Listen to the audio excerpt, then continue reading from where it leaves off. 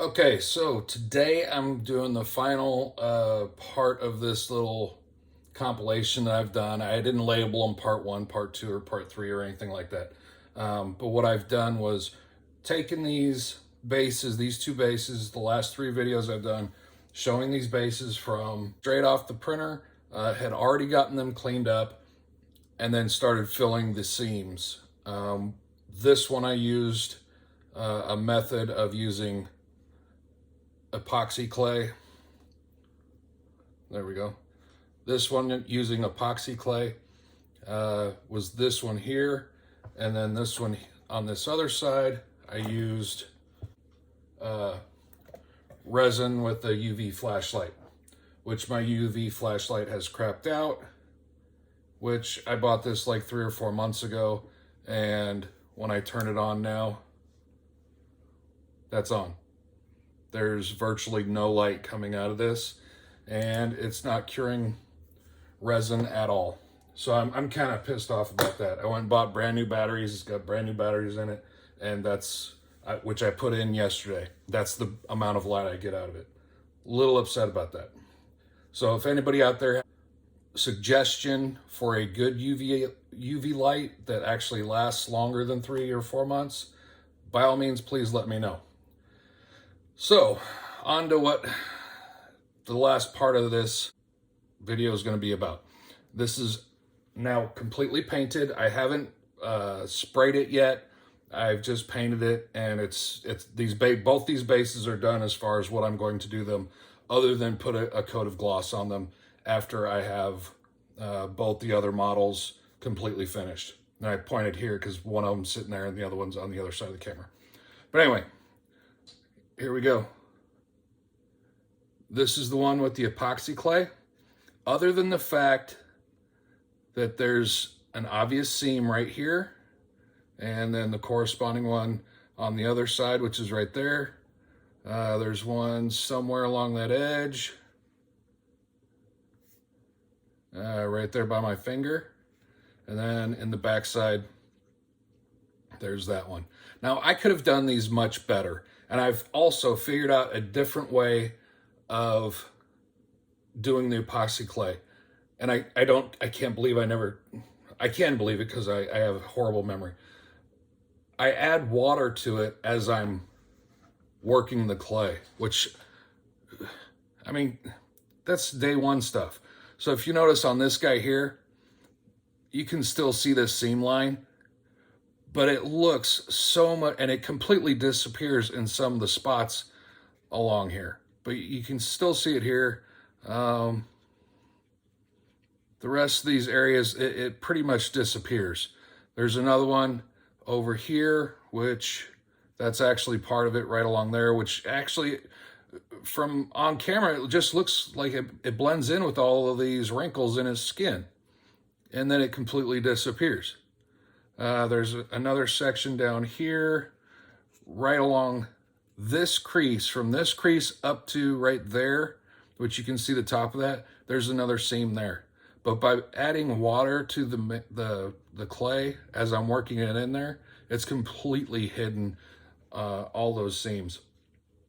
And honestly, that's going to be my preferred method from here on out, if I can remember to do that. The only problem was that I had with any of that was as I was working, let's see here, I had it this way. I was working this back edge here, and I had it sitting down, and I snapped this whole chain section off. I wish this chain section would be loose instead of a solid stiff piece, kind of like the end of the staff on the other one.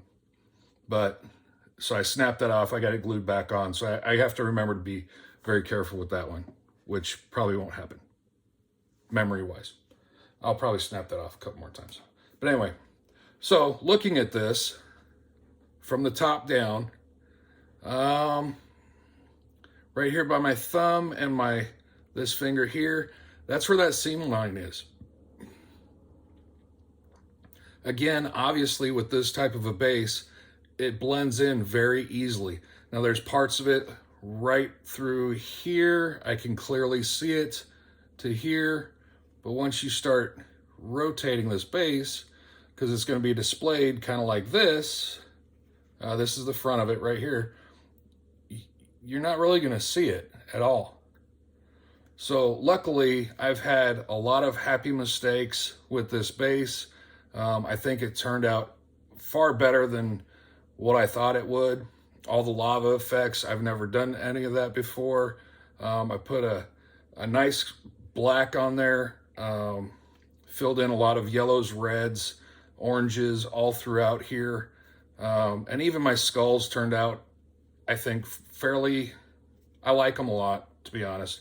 Originally, I put pallid bone on there, and I screwed up and put sand golem on there afterwards. And that gave them that much darker yellowish look to them, which, to be honest, I think looks much better for a skull. Now, my wife told me that she's a veterinarian. She knows all kinds of stuff about stuff like that. She's like, they're too yellow. I need to whiten them up a little bit because bleached skulls aren't that dark. But I'm going to leave them the way they are because I like them. So anyway, I assume that they're cooked because they're near lava. So that's my excuse, and that's what I'm sticking to. Anyway, I love this, the way this turned out. It looks fantastic, and I'm really happy. Even some spaces, like this section here, that's part of that seam. I just added some yellow in there to make it to look like it's part of an effect of the way it's, you know, the rest of this stuff. So I'm really happy with everything on how this one turned out. I spent 2.5 days on this one, I think, overall, just continuously. Originally, I didn't have any yellow in here, and it just looked really bad. So I kept adding more and more yellow. I think I have 3 coats of yellow on there that really brings out that look.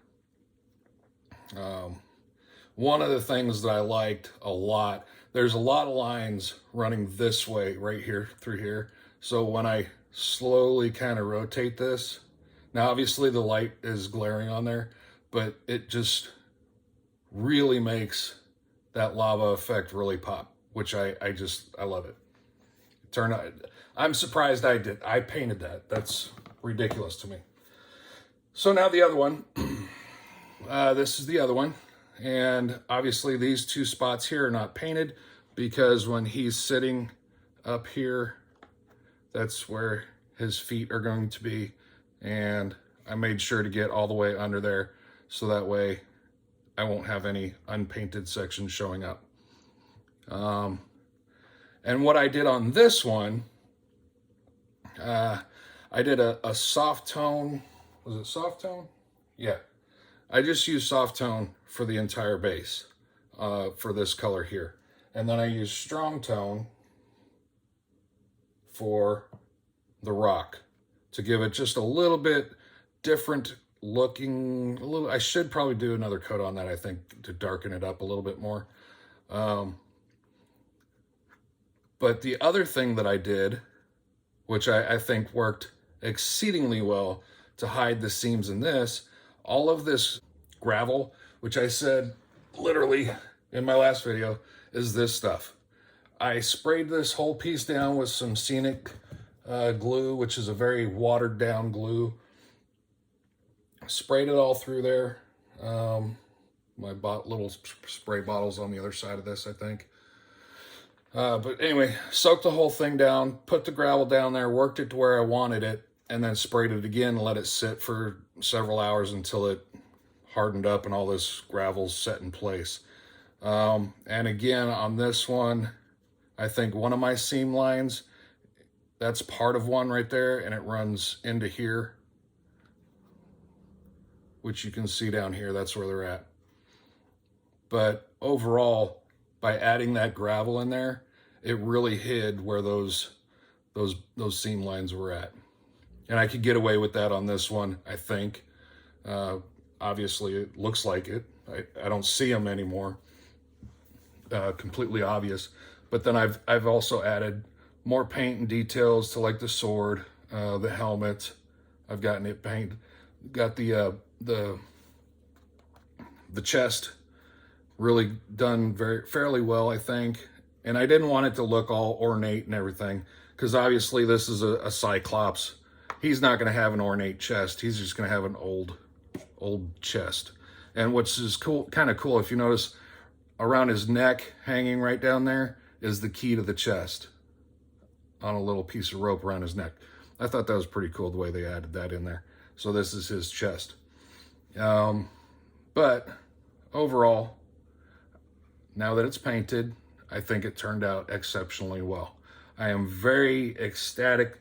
I'm getting more and more excited about both of these projects, the Cyclops and the guy for this one here, because both of them are primed. They're both ready to paint.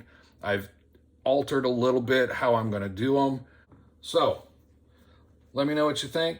Did the seams end up hiding pretty decent? Again, the base along here, hiding that edge with UV light worked exceptionally well. I'm really happy with this base because this whole edge is really nice and cleaned up. And in the future, when I put the clay on pieces like this, this is gonna end up being, that's gonna go by the wayside. I'm almost positive. I don't have any other big bases to do that have seam lines right now. And so I have to wait until I print something else that's really big to test that theory. But I think I figured out how to really do away with that. So there they are. Here, I don't know, another week or so, I'm gonna have both these models completely finished, and I'll get them a coat of sealant on them, and then I'll make a video to show y'all what the final product for each of them looks like. So thanks for watching. Thanks for sticking through this and me rambling and stuttering and trying to remember what words are. And y'all have a great day. Thanks for watching. Take care.